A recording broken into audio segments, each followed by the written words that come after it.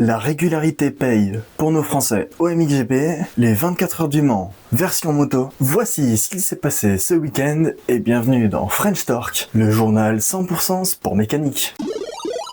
Et on commence par voyager chez nos voisins, les Italiens, plus précisément à Trentino pour la 5e manche du MXGP.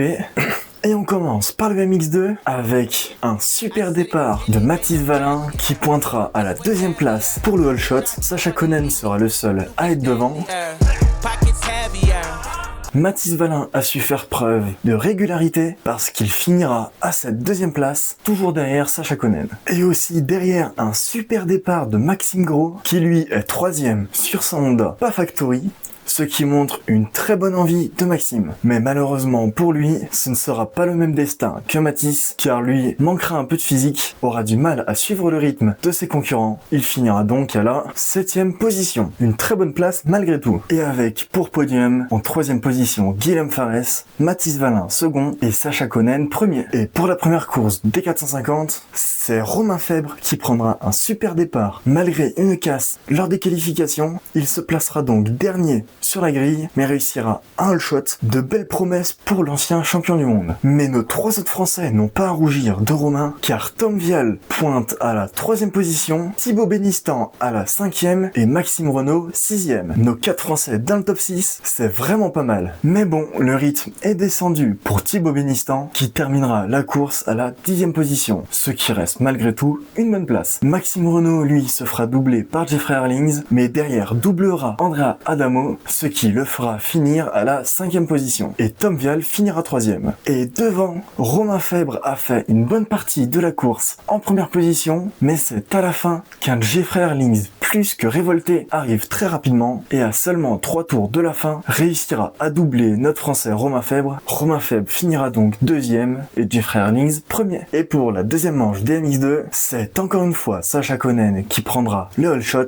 et derrière lui c'est Maxime Gros qui est à la 2e position. Le Français a vraiment tout donné pour les départs pour ce GP et derrière Mathis Wallin prendra un départ assez moyen et en plus de ça, après un virage, un pilote est tombé devant lui, ce qui lui fera perdre du temps et il pointera donc à la 11e position. Mathis Wallin aura du mal à remonter pour la suite de la manche, mais cependant, Maxime Gros, lui, ne restera pas sur ses 2 roues, chutera au 10e tour et sera contraint d'abandonner cette 2e manche. Et on finit avec Mathis Wallin qui malgré tout fera une bonne partie de la course à remonter les pilotes. Sans les doubler, il finira quand même à la 7e position. Devant sur le podium, Lagenfelder en 3e, Guillaume Farès second et Sacha Konen fera le triplé pour ce week-end. Et sur le podium final du MX2, Mathis Wallin est 3e, de quoi l'encourager encore plus. Guillaume Farès second et Sacha Konen en grand vainqueur 1er. On passe à la seconde manche des 450 et Romain Febvre était tout à l'extérieur pour le départ et donc pour cela qu'il pointera très loin à la 23e position. Thibaut Bénistan est devant lui à la 21e et après devant on retrouve Maxime Renaud qui pointe à la 5e position et Tom Vial qui pointe à la 3e et derrière Romain Febvre entamera une très belle remontée car dès le 6e tour il pointe à la 15e position. Thibaut Bénistan n'arrive pas à suivre mais remonte malgré tout car il finira à la 18e position. Romain Febvre lui fera une solide manche car il arrivera à remonter sur Kevin Orgmo et Oliver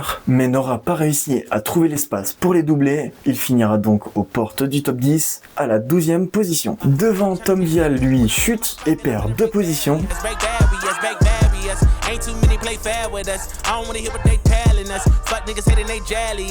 Ce qui le fera finir à la 6e position. Et encore devant, Maxime Renaud est sur une bonne lancée car il réussira à rattraper Kay De Wolf mais ne trouvera pas l'occasion de le dépasser et finira donc à la 5e position. De Wolf 4e. Et sur le podium, en 3e c'est Lucas Konen, en second c'est Jeffrey Herlings qui n'aura pas réussi à trouver l'espace pour doubler le premier qui n'est d'autre que Tim Geiger. Un retour pour lui sur la plus haute marche du podium. Et pour les résultats de la journée, Romain Febvre pointe à la 6e position, Maxime Renaux est juste devant à la 5e position, et pour le podium, en 3e position, on retrouve notre Français Tom Vial, une bonne position pour lui. À la 2e place, c'est Tim Geiger, et le grand vainqueur de ce GP de Trentino n'est d'autre que Jeffrey Herlings. Et on tenait à dire que de l'autre côté du monde, Dylan Ferrandis, pour le Triple Crown de Cleveland, fera preuve d'une régularité exceptionnelle car il finira 8e sur les 3 finales de ce SX. Mais malheureusement, pointera à la 9e position au général. Et Ken Rogzen remportera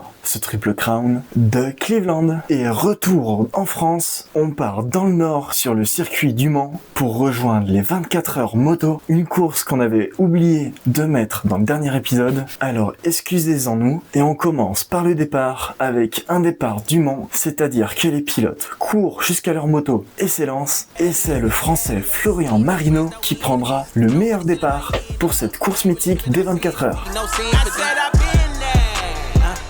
Right in front of him, right in front of him, right in, I said I need that. Et un malheureux incident parmi l'un des teams favoris, car la moto du team Elfmark VDS prendra feu lors de la 4e heure de course. Right in front of him, right in, I said I need that. I need all of them, I need all of them, I need all of them. I said I've been it, try to perfect my image, and I make this look easy. Voici une petite vidéo de comment se déroule la nuit pour ces 24 heures des motos.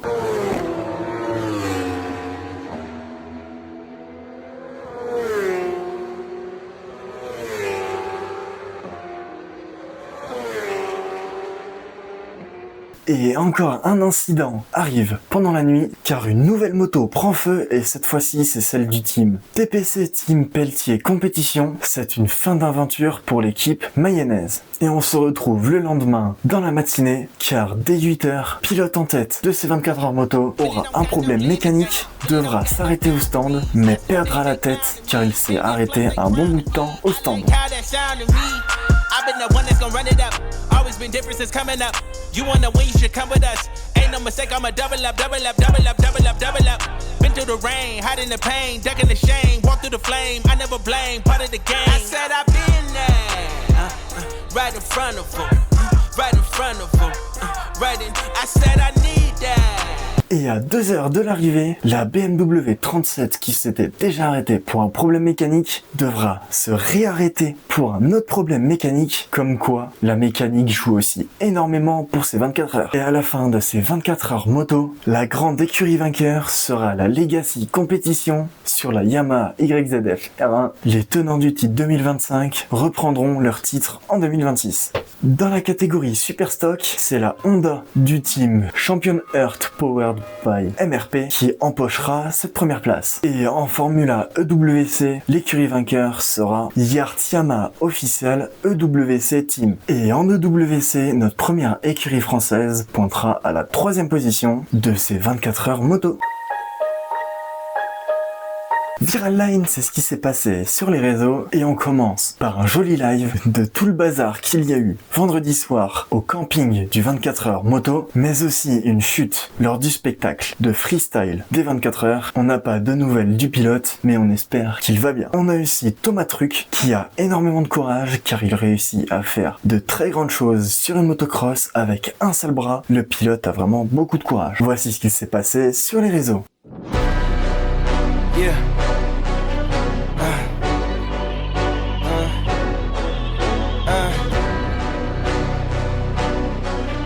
Yeah. Hey. Yeah.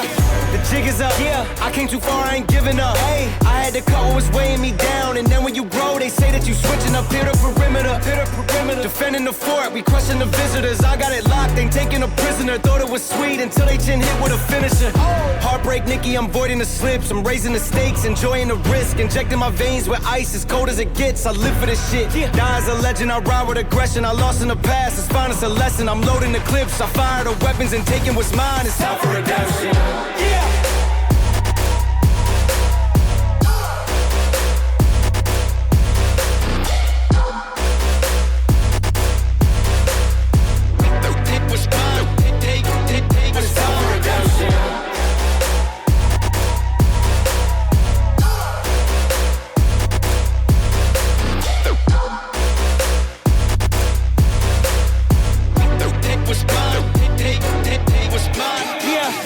jig is up, yeah. I came too far, I ain't giving up. Hey, I had to cut what was weighing me down. And then when you grow, they say that you switching up here to perimeter. Defending the fort, we question the visitors. I got it locked, ain't taking a prisoner. Thought it was sweet until they chin hit with a finisher. Heartbreak Nicky, I'm voiding the slips. I'm raising the stakes, enjoying the risk. Injecting my veins with ice, as cold as it gets. I live for this shit. Die as a legend, I ride with aggression. I lost in the past, it's fine, it's a lesson. I'm loading the clips, I fire the weapons and taking what's mine. It's time for redemption. Yeah.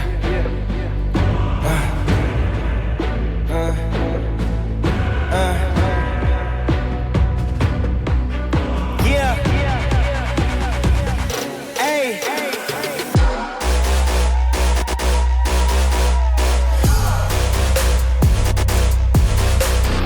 Yeah. CrewZone, c'est la rubrique pour vous, c'est le moment de nous envoyer vos meilleures vidéos, que ça soit des tricks, des fails ou même de la mécanique si vous souhaitez passer dans le prochain épisode de French Torque à l'adresse mail crewzone87@gmail.com. Mais alors, qu'est-ce qu'on regarde la semaine prochaine? Eh bien, pour commencer, il y aura le SX de Philadelphia, le 15e du championnat, alors grand soutien à Dylan Ferrandis, qui peut encore aller chercher le top 10. On aura aussi le retour du MotoGP avec le Grand Prix d'Espagne, alors tout notre soutien à la Yamaha de Fabio Quartararo, parce qu'on sait que le pilote est bon, mais la moto un peu moins, mais aussi grand courage à Johann Zarco. Et ce sera tout pour cette semaine, ce qui dit que c'est la fin de ce 25e épisode de French Torque. N'hésitez pas à vous abonner, c'est la meilleure manière pour vous de nous soutenir, mais aussi liker la vidéo et n'hésitez pas à vous abonner à notre compte Instagram et TikTok. Du contenu exclusif y arrive bientôt. C'est la fin de ce 25e épisode de French Torque, le journal 100% sport mécanique axé sur nos sportifs français.